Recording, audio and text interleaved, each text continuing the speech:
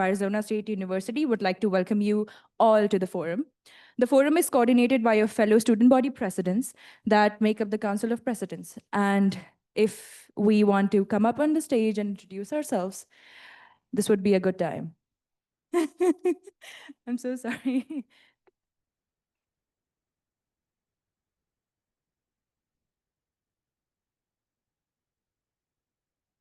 Yep.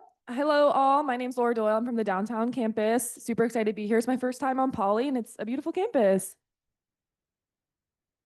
Hi, everybody. My name is Joshua Cole. I'm the West Valley Student Body President. Morning, everyone. My name is Rishik Chaudhry. I am the Tempe Student Body President, and it's also my first time on Polytechnic's campus, so very beautiful. Looking forward to it. Perfect. And we also have the GSG president here with us today. Well, something about the forum. The forum is designed to hear for us to hear the updates and engage with Q&A portion where I will be asking questions submitted to us prior to this forum. We also have other presidents who will be monitoring questions you submit live from the web form and from Zoom. Because we only have 1 hour with President Crow, we understand that not all questions will be answered. However, we will follow up with your questions. We invite you to remain informed by reviewing our updates on the ASASU website throughout the school year and our upcoming priorities for the upcoming school year. And thank you, President Crow, for being here. Yes. Really honored by your presence. We are really excited to hear from you directly about the state of ASU and other updates, and after which we will get started on some of the questions that students have. Can you share some updates about the university at this time that you believe?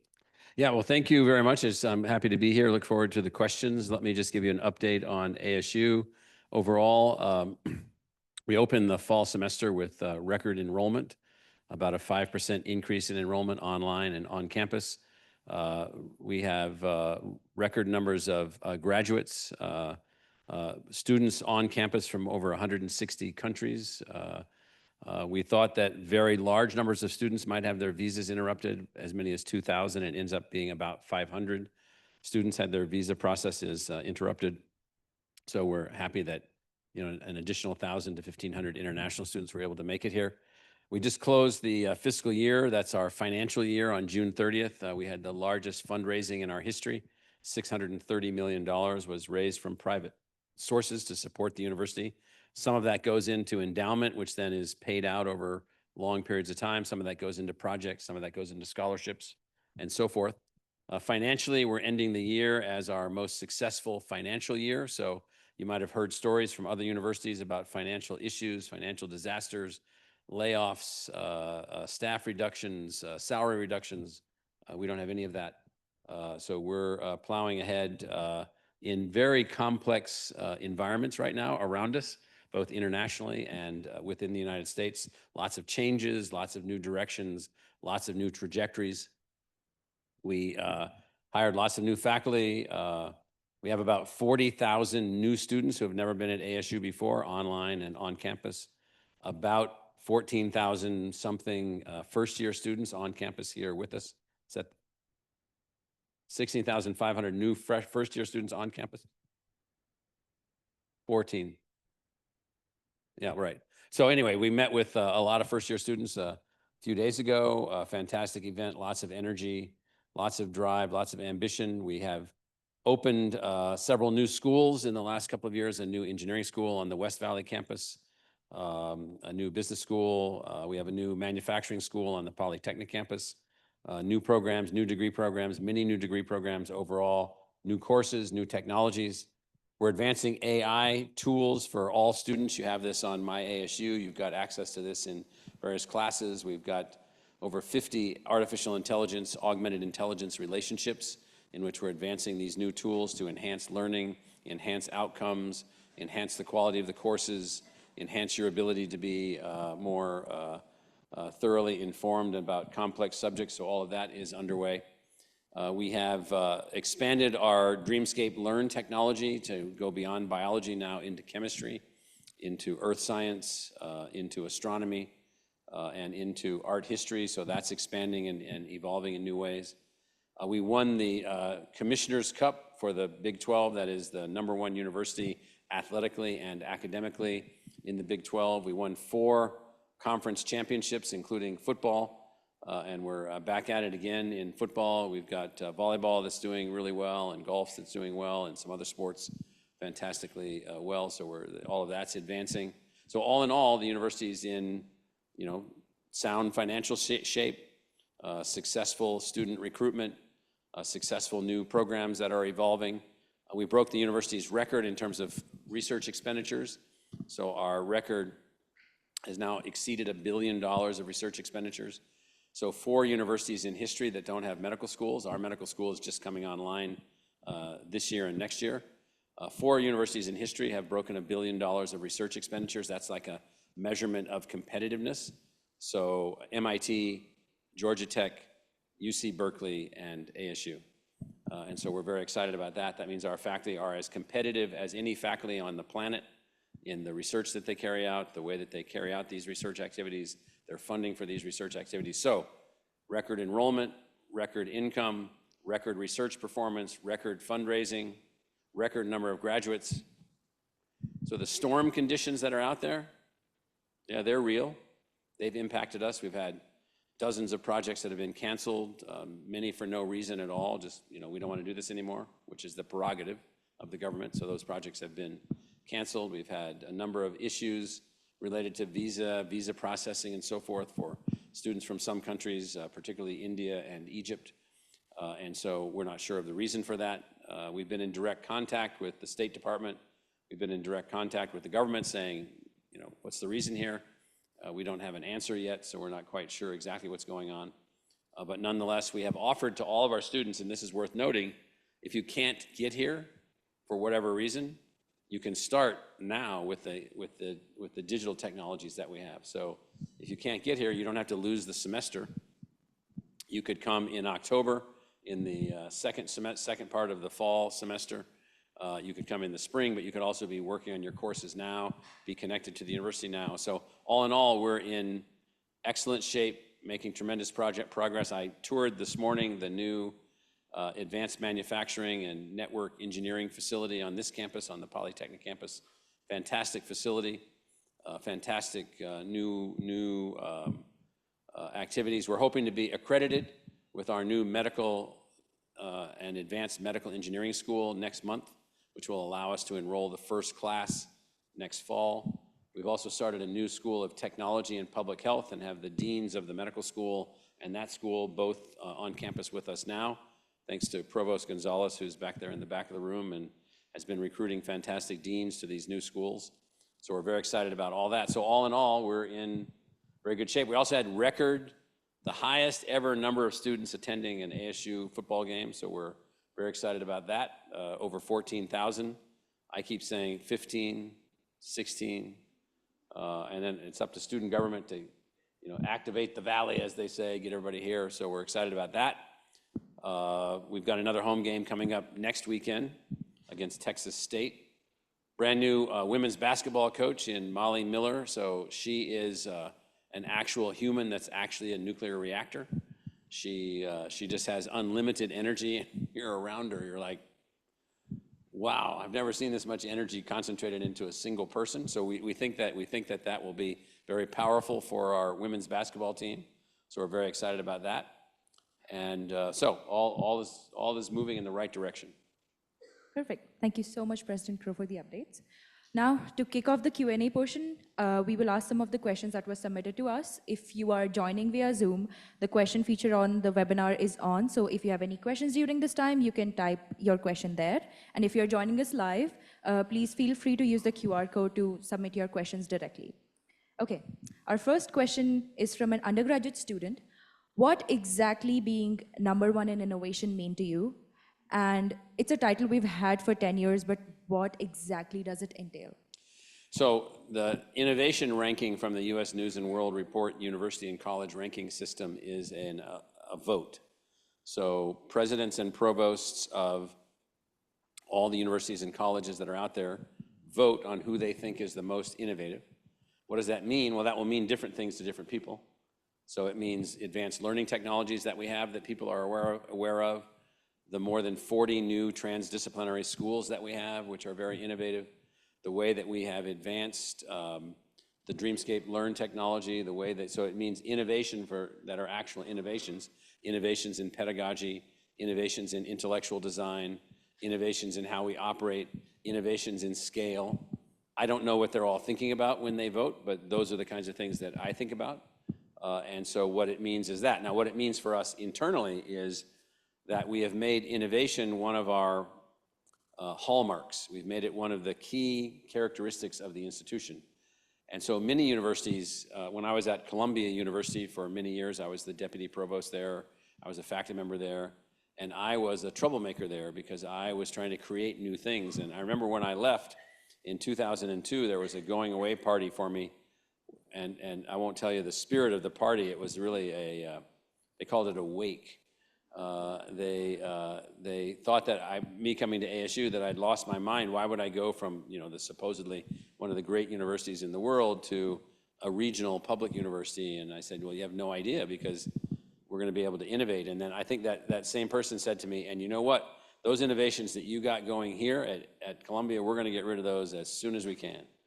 And so what they meant by that was, there's a base level of a desire not to innovate among lots of universities. And we just decided that we would innovate intellectually, we would innovate academically. I see Vice Provost Ann Jones, I'm going to call on her. And she is a professor in the School of Molecular Sciences and is a distinguished scholar in chemistry. Happens to also have been in her life and her career a Rhodes Scholar in her own academic life. And so, Professor Jones, how are we innovating in your space? Like, what would be an example of innovations in the academic curriculum design, school design? What are we doing? What kinds of things are we looking at? Well, you started your opening remarks by highlighting that we have a number of new schools that have launched in the last couple of years. In addition to the School of Technology for Public Health, we also now have the School of Games, GAME. We have Which also is G for games, A for art, media M and for engineering. media, and E for engineering. Yeah. So.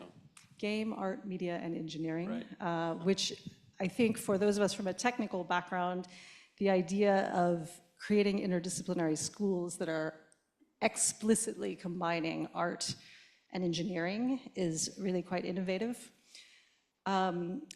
It is, I think, important to highlight that ASU has taken the position that AI is something we will do.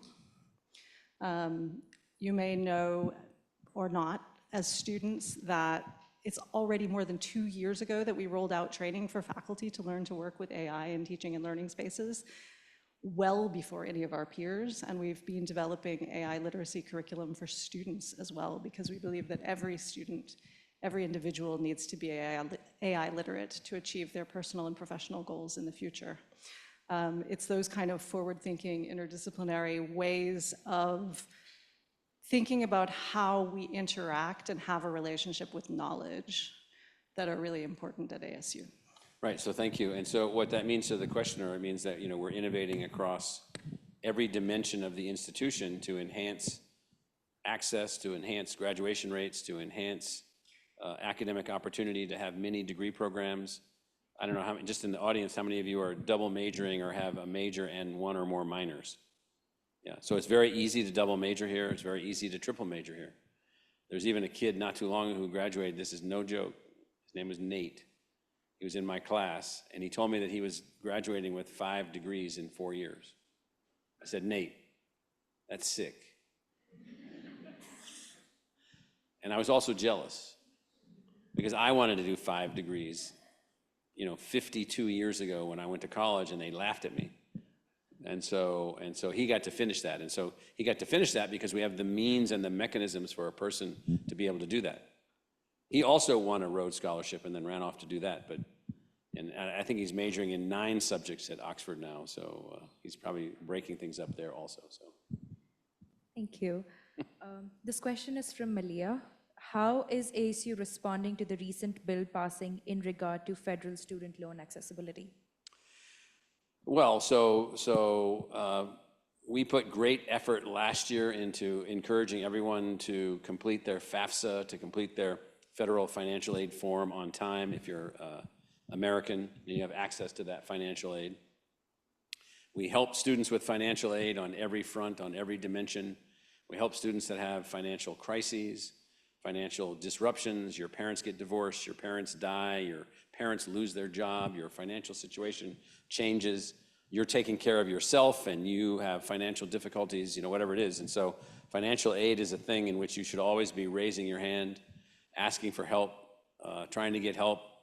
We have more than 17,000 student worker jobs within the institution and RAs and TAs, so more than 17,000. We decided to not follow the law, which says we only have to pay $7.35 for a student job as an hourly wage. We pay one step removed, 1 year behind what's called the state minimum wage, which is now approaching $20 or approaching $15 an hour, $16 an hour. So we have students making $200 a week, $400 a week. So we have job opportunities, financial aid opportunities. We have all kinds of, we can't fill all of the student jobs. We have hundreds of student jobs that are vacant. And so they're there for the taking. And so we do everything that we can to be as financially cognizant of students' needs by providing both financial aid, opportunities for grants, opportunities for loans, opportunities for work, opportunities to speed and accelerate your pathway through the university. So if you're a full-time student, you don't have to take just 15 hours. You can take more. You can take some courses in fall A and some in fall B and spring A, spring B, summer A, summer B. You can take I courses while you're an on-campus student. You can do that to augment your learning, to speed your learning. You can take independent study courses on the pace that your faculty member works with you on. There's all kinds of ways that you can lower your cost, speed your route through the institution, acquire resources to help you work your way through the institution. You just have to raise your hand and say, can you help me do this? I want to get out of here in 3 years, or I want to get out of here in 4 years maximum. When I went to college, I figured it was like high school. It was a 4-year program. So I had 2 majors and some minors, and I was done in 4 years because that's all I thought I had was 4 years. And so it's like I just pretended that the world would end at the 4th year. And so even though I probably could have kept going, I just pretended that, and sure enough, it all sort of works out. So there's a way for you to manage your time, your energy, and your money, and particularly your energy, in which you can make this all work. So we're there to help you to be able to do that. Thank you. This next question is from an undergraduate. How does the administration gather student input on key university decisions?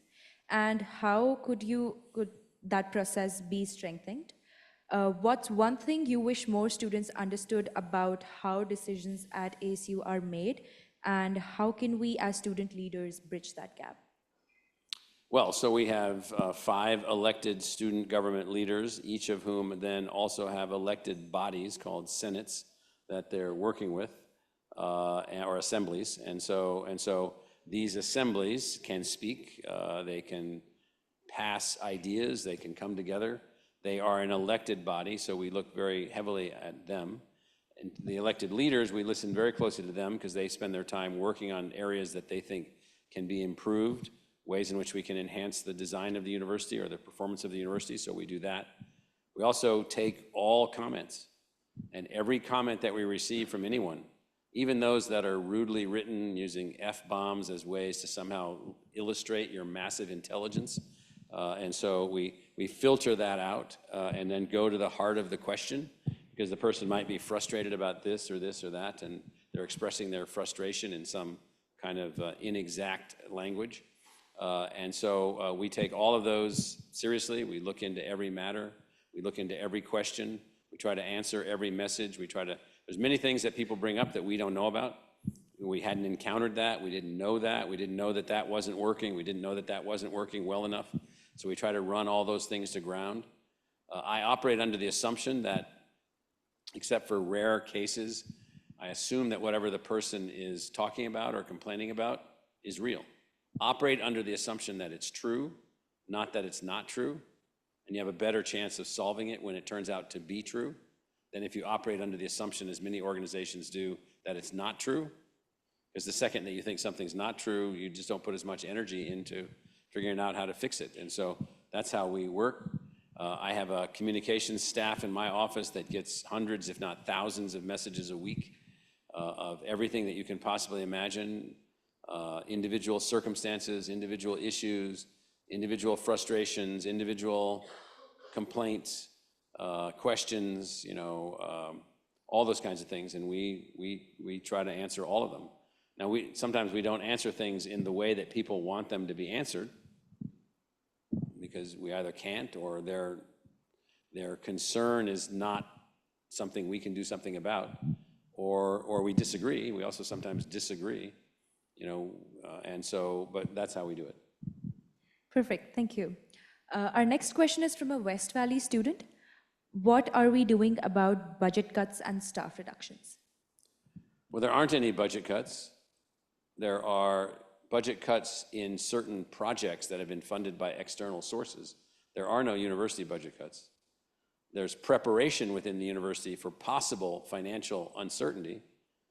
We have not experienced that uncertainty yet. And that's why I went through in my opening comments, maximum enrollment, maximum fundraising, maximum research revenue. Now, things may change going forward.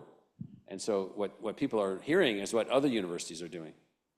Other universities are cutting staff, cutting salaries, laying people off, some in anticipation of these kinds of things. We're not doing any of that. So if someone gets laid off here, they're laid off because perhaps the enrollment in degree program X isn't what it was last year, and the surge faculty, the teaching faculty that are brought in to help deal with enrollment growth isn't needed this semester. So those are temporary faculty. Or if you're quote unquote laid off, you're not performing. And so, if you don't perform well, you're not renewed in your position here. You don't have a right to your position just to have your position. You have a right to your position to perform the assignment. And so we do have some of that going on, but not very much.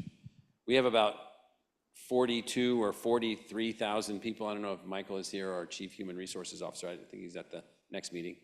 But we have about that many people that get a check from us. So those are employees, many of which are students, who are not regular benefit eligible university employees, but they do receive a check from us. And then maybe this year,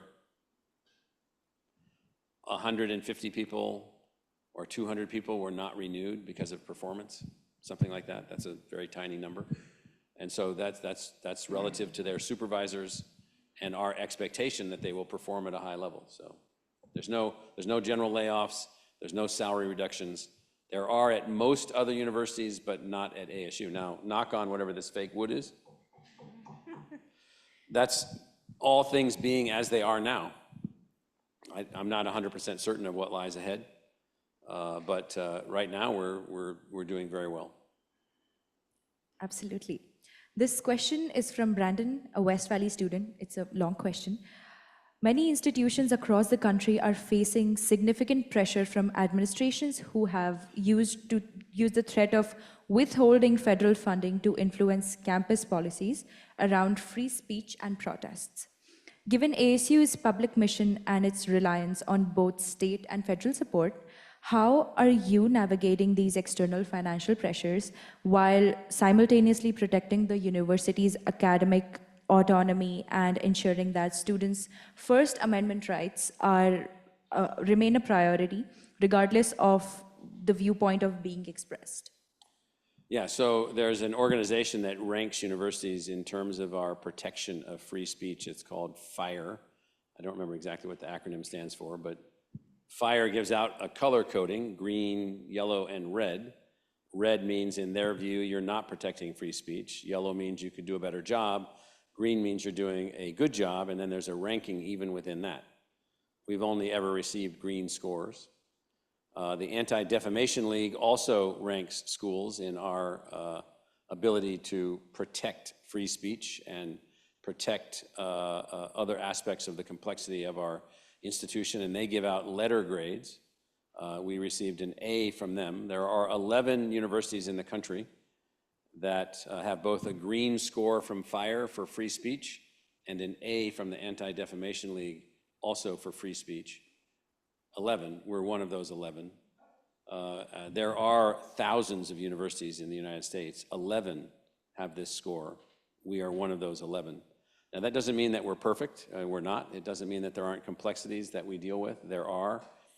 We protect free speech. We have free speech. This is an institution like no other in terms of the range of speakers that are here, the range of expressions that can go on here. There are students who hate that we allow certain groups to be on campus, and then another group of students that hate that someone is here to speak. Well, they're free to express their displeasure, except by disrupting the event. You can't disrupt the event.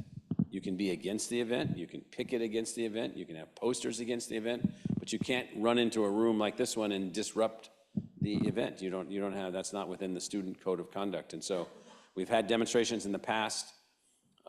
We have a set of criteria relative to free speech expressions at the individual level, at the demonstration level. You can demonstrate in selected locations between 5 a.m. and 11 p.m. on campus. Campus is not a park, it's not a city street, it is a university. The number one objective of the university is to run the university. So you can't have megaphones that are disrupting people that are in class. You can't build structures on campus. You can't have encampments on campus. You can't build latrines in the middle of the lawn in front of Old Main, which people have tried to do in the past, literally. And so you can't do that. But you can demonstrate between 5 a.m. and 11 p.m., and you will be protected in your right to be able to do that. It is a very complicated institution. We have had ranges of lawsuits over matters related to free speech. We're always on the side of the lawsuit protecting free speech. We're always on the side of the lawsuit protecting the group's right to be able to be here. Always, always. We don't lose those lawsuits either because the logic of the law is quite clear. So our position on matters related to free speech, the protection of free speech rights are also, most of you as students, how many students are here? Yeah, you probably don't remember that somewhere in your registration and your sign up, you checked a box somewhere. That means that you read the student code of conduct. Now, I know you all read it line by line, word by word, but if you go back and look at that, there are conditions of your participation as a student, which means that you won't do things to disrupt other students in the pursuit of their degrees. You won't use certain kinds of speech, hate speech, religious hate speech. You won't do that. We've had student groups in the past, for instance, that said that they'd like to use a room like this on campus, which a student group can register and they can use this room. And then they wanted to keep certain people out of the meeting based on a religious measurement. We're like, no one can be kept out of the meeting. Certainly not for a religious measurement. They sued us, they lost.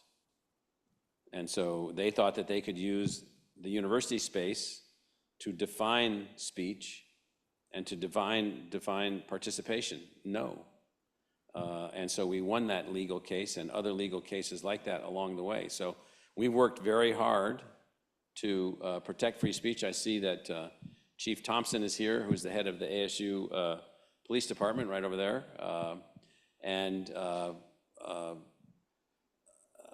Our police are here to provide safety. They're here to make certain that no one has fear on campus or near campus or anywhere where our police are, because they're what are called sworn officers. So in Arizona, a sworn officer can implement the law and protect the citizenry anywhere where they are located, but our police are helping us here. And so they're not here to arrest demonstrators. unless the demonstrators are not following the guidelines and policies of the university, they're here to protect the safety of the people so that they can demonstrate, so that they can demonstrate, within the realms of the way that we allow these things. So apologize for the long answer. It's a complicated subject, but the questioner was talking about a couple of different points. And so you should be proud that you're at a university that is at the highest level of free speech protection, is a signer of the University of Chicago's policies for free speech and how we protect free speech, and is also recognized by the Anti-Defamation League with an A grade that is the highest level of protection. And so you're at one of 11 universities in the entire country that can say that. So. Thank you. Our next question is from an undergraduate student again. If ASU were to set one moonshot goal for the next decade, equivalent to the Polytechnic expansion or online education success, what would you want it to be? So a moonshot goal for me is that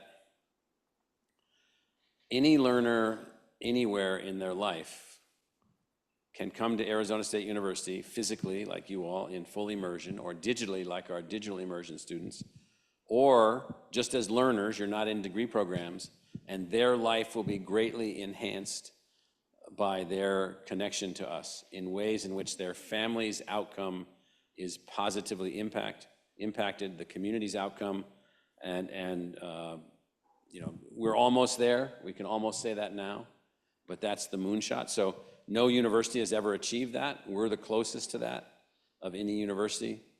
We have about 200,000 degree-seeking students, about 500,000 other learners. We have technology tools that allow someone at any point in their life to come back to the university to gain access to what we have. So why can't the public university help every family, help every, you all have family members, you all will be ultimately working. How can we provide a great education for you on the campuses that we have? World-class education with world-class faculty. Doesn't mean it's perfect, but it means it's the best that can be done. And the moonshot is then, how can this truly democratic, truly egalitarian university be of ever more service to the people, ever more service to the future of the economy, the future of the democracy, the future success of what we're building here in the United States and other people that are coming here from around the world and other places that we're reaching out to?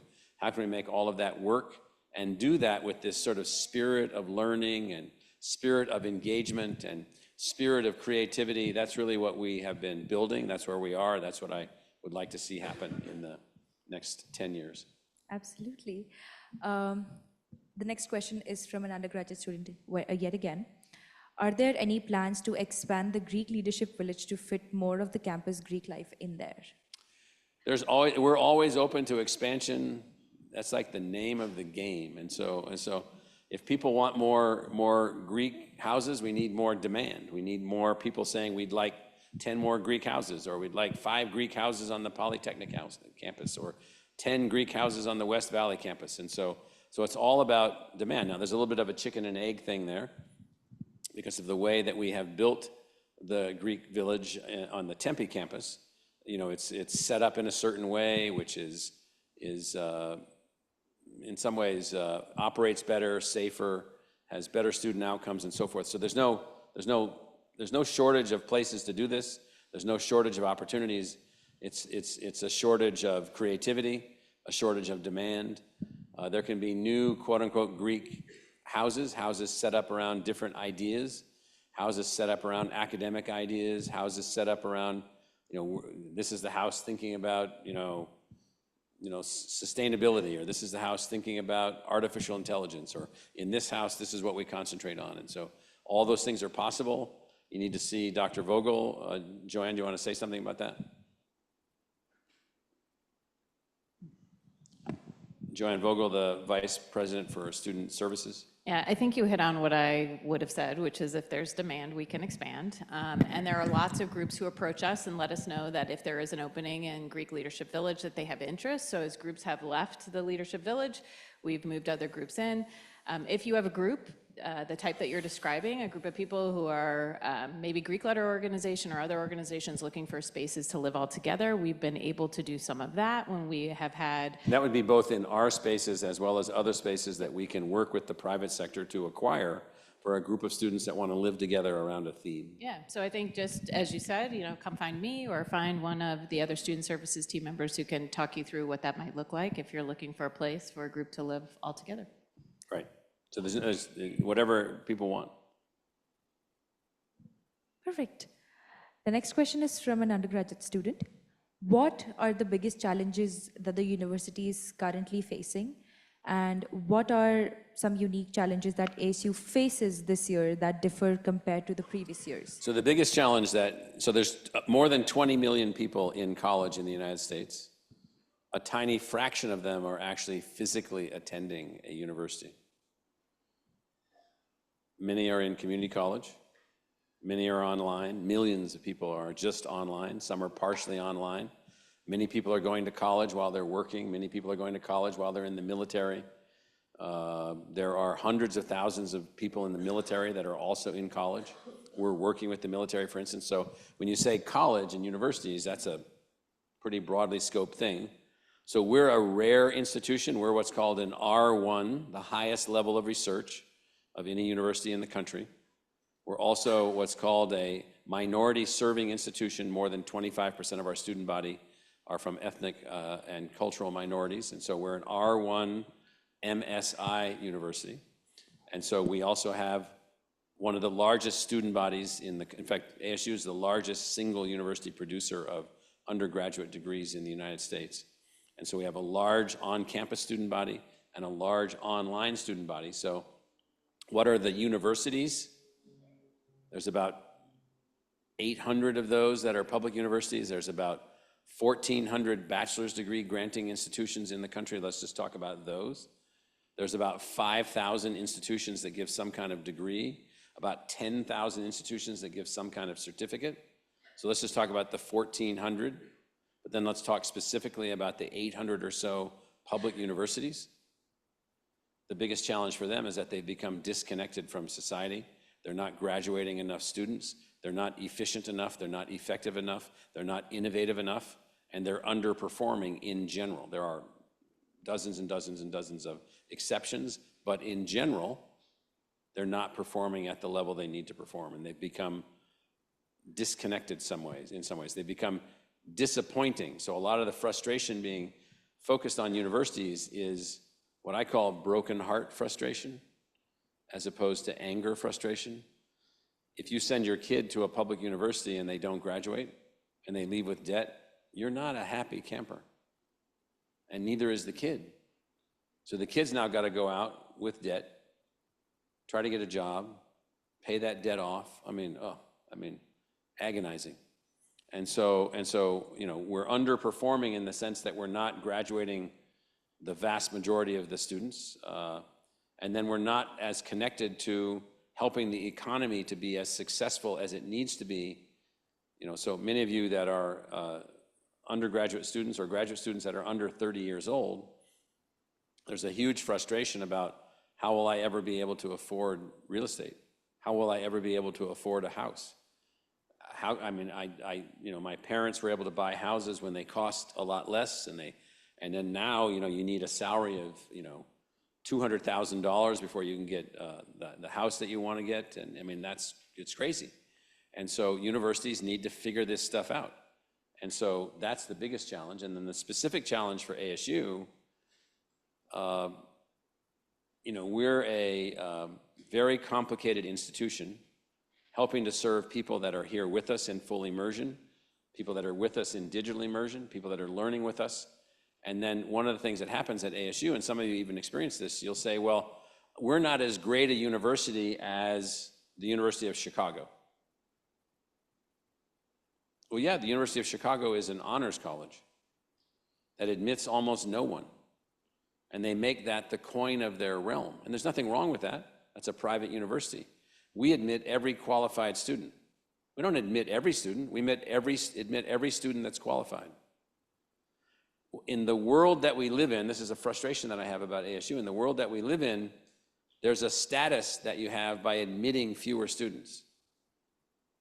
We refuse to participate in that game. Refuse. We admit you if you're qualified. We find a way for you to get money to come here if you don't have it. If you're not qualified, we have ways to get you qualified. That's what we think a public university should do. But in the coin of the realm, the status of the university is often a function of how many people do you not admit, as if that's a measurement of quality.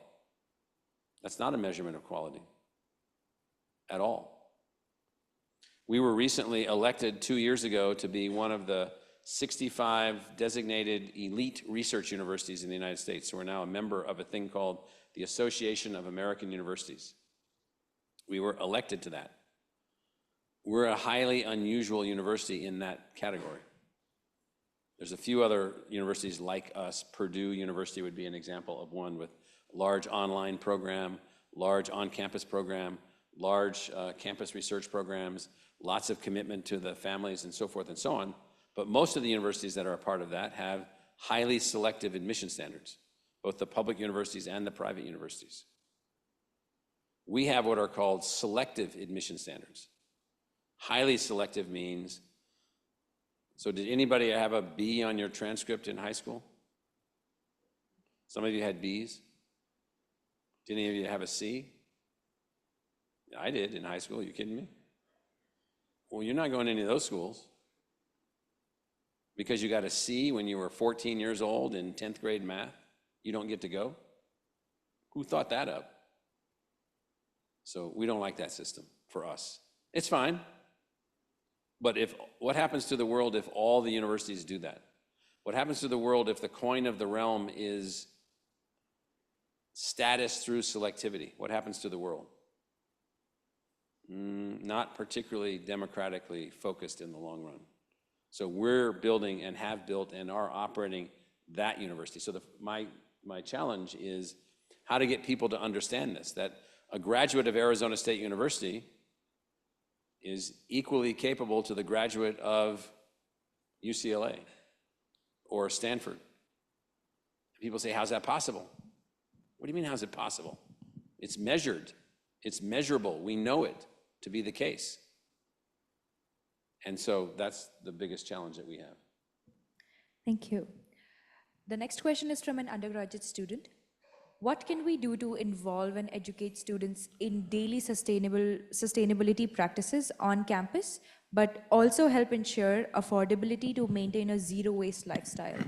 What programs or policies are being considered to make the campus more sustainable and environmentally responsible?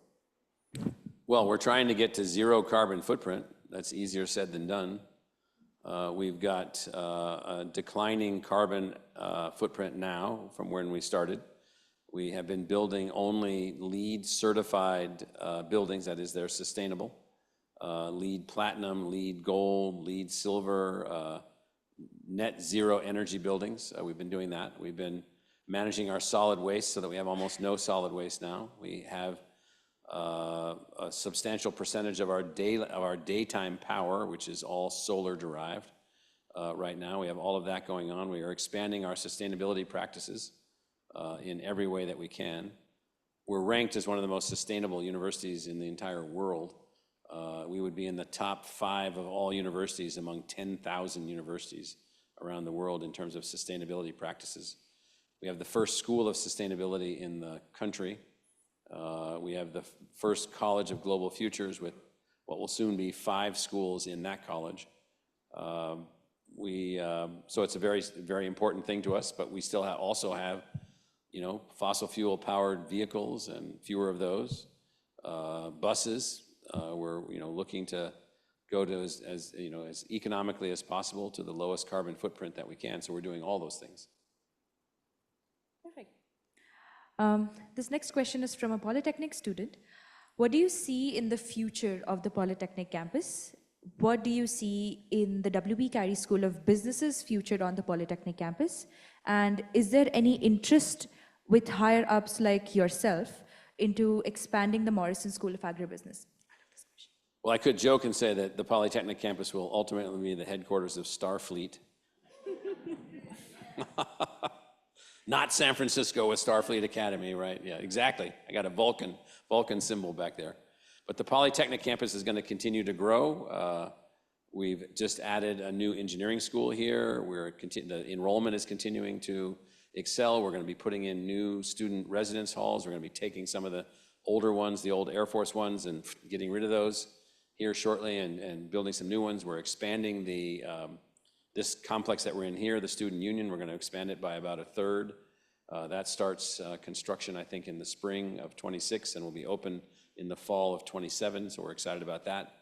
We're looking to greatly accelerate the innovation district on this campus, the 300 acres that we have on this campus that will be used to house advanced industries, advanced manufacturing companies, research laboratories, other things to help students have more employment and all kinds of other things. So we're doing that also, as well as jobs for after graduation. We're doing that. We have high aspirations, and in terms of the specific school that the person is asking about, which is the Morrison School, which is inside the W.P. Carey Schools of Business, I don't know the specific plans of that school other than all schools are free to go whatever direction they want to go. They're free to expand. We don't have enrollment constraints except in a couple of programs, architecture, nursing, and a few others. Most of our programs don't have any constraints whatsoever. We grow with the demand, we grow with the flow, so there's no constraint there. I do think that the Morrison School for Agricultural Business will become an integrated part of new initiatives at the university level that are related to food is medicine, is what we're calling one of these. And so the whole notion that we can get greatly enhanced medical outcomes by having better nutritional education, better business practices among agricultural product developers, all these kinds of things. So I see demand for the Morrison School expanding. Thank you. This next question is again from a Polytechnic student. Coming up on a year removed from the Century Fire incident, how do you look back on this event and what would you do to better accommodate students affected by future events, as they know many students were put in far worse situations post-fire and didn't receive any compensation? I'm not sure if I know the details of that. So the Century Fire incident was, we have a residential hall named Century Hall. No, I know there was and there was a fire. So Joanne, you want to take the details there? So obviously, we would work with any student that was disrupted. I don't happen to know the details of that. Yeah, so you're right. We work with any student to get them immediately transitioned into another place to live. I'm not aware of, and so I think it would be good if there are people who suffered some type of financial loss. I mean, typically there are ways that is addressed. Yeah.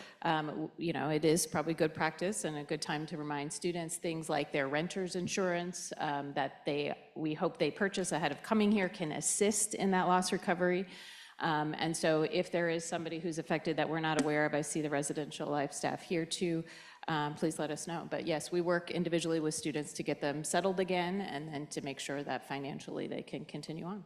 When I was an undergraduate, I was what was called a resident assistant, which would be the same as what's called here community assistant. And there was a fire in our dorm and one of the rooms were on fire, and the fire department was in there and they wanted all the rooms unlocked so they could check to see if anyone was in there. There was quite a bit of smoke.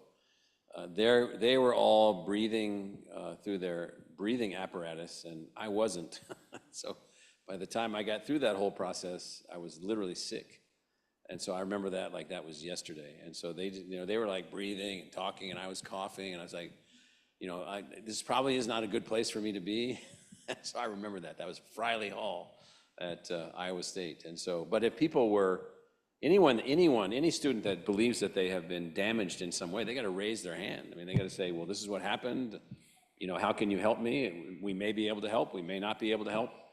But anyone that's living in a residence hall, it's like living in an apartment. They should have renter's insurance for their property also. It might be damaged, it might be stolen. I mean, anything could happen. That's why you get renter's insurance. Absolutely. This question is from an undergraduate student. Do you feel ASU is supporting students so they feel safe on campus during the current political climate and the lack of DEI, specifically students who are people of color? What initiatives are being implemented to support students who come from underrepresented backgrounds due to effects of DEI removal? Well, we have an extremely diverse student body. The word inclusion and the concept of inclusive excellence is in the charter of the university. We admit every qualified student, so therefore we don't have any DEI goals. We never have. We don't have, we wish that we had this or this or this. We admit every qualified student. And so when you admit every qualified student, those issues relative to admissions and so forth go away. Now, relative to safety and so forth, I mean, we work very hard to have safe environments for all of our students. We work to protect the rights of every individual student while also protecting the free speech rights of other students. That can be complicated. People can they can feel affected or threatened by the speech of another person. That happens. There are boundary conditions to that speech, but not very many. But that doesn't mean that the person that feels afflicted isn't protected. We just happen to live in a society where free speech is a very, very core value of the country, more so than even other democracies. In other democracies, they even have limits to free speech that we don't have in the United States. And so I will say that if people are feeling threatened or if people are feeling unsafe, they should definitely raise their hand immediately. They should talk to the dean of students on their campus. They should talk to a faculty member. They should talk to a person that seems to work for the university if they're walking by. And you just reach out. And so definitely, and then if you're feeling unsafe where you're living or unsafe in a space that you're at, you definitely should raise your hand immediately. If there's someone in your life, if there's some force in your life that's making you feel unsafe, you should definitely reach out immediately so that we can be a part of helping you to figure out what's going on and helping you to feel safer. Thank you. This last question we received from Kaito. Not only to feel safer, to be safer in some cases. So. Absolutely. This last question we received from Kaito. How do you see ASU's role evolving over the next decade as one of the largest public universities in the country? How do I see our role? Our role is to, set the example, to be what we call the new American university exemplar, the university which maintains admission standards to that level which is necessary for you to do university level work and not raising them as a part of a process by which you gain status by not admitting more students, to be of great value to our individual students, to their families, to be of great value to our society and the economy that we're building, to be great value through scientific discovery and literary expression and artistic expression and business skill development, all those things that we do and hundreds of other subjects that we're also working in. So how do we become this kind of university that's representative of what a large, complex democracy is all about, which is everyone having a right to move forward with their lives, everyone having a right to pursue their happiness, the inalienable rights of life, liberty, and the pursuit of happiness, as it says in the Declaration of Independence, among others. We've added to the among others learning. So everyone has a right to learn throughout their life, not some people, not a few people, not rich people only, not people who got straight A's in the 9th, 10th, 11th, and 12th grade only. And so that's our model, that's what we're advancing, that's what we're trying to do. Amazing. Thank you so much, President Crow. Yes, thank you. To any students whose questions was not answered here today, they are currently being forwarded off to the proper places as they can be reviewed by people in the university and be answered to you. And you should receive an answer soon. Thank you so much for coming today. Please join us for the next student forums in the fall with President Crow. Next one is in downtown. And have a wonderful day. Go Devils.